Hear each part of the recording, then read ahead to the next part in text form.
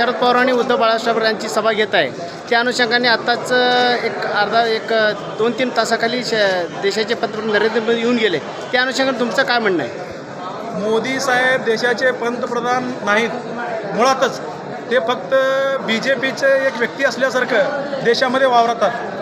मग सर्वात महत्त्वाचं, मोदी साहेबांनी आज जो भाषण केलेला आहे तो काय संपूर्ण भारत देशाला नवीन नाही आहे. कारण प्रत्येक वेळेस मोदी साहेबांनी गेल्या वेळेस पण इथं सोलापुरामध्ये आपल्या सगळ्या सैनिकांना आपले सोलापूरचे जे कपडे आहेत त्याचं आपण ड्रेस शिव म्हणले होते, परंतु ते मुद्दा तर त्यांनी आता विसरलं आहे. त्याच्यानंतर 2 कोटी रोजगार देऊ म्हणले होते, ते पण मुद्दा त्यांनी विसरलं आहे. आणि प्रत्येकाच्या खात्यामध्ये 15-15 लाख रुपये देऊ, ते पण मुद्दा विसरला आहे. कारण त्यांना विकासाच्या बाबतीत काही कळत नाही किंवा विकास तर त्यांच्या हातून घडलेला नाही.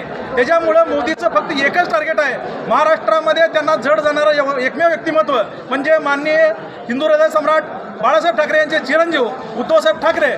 मग शेवटी फक्त येऊन फक्त उद्धव साहेबांवरती टीका करण्याच्या व्यतिरिक्त मोदी साहेब काहीच करू शकत नाही महाराष्ट्रात.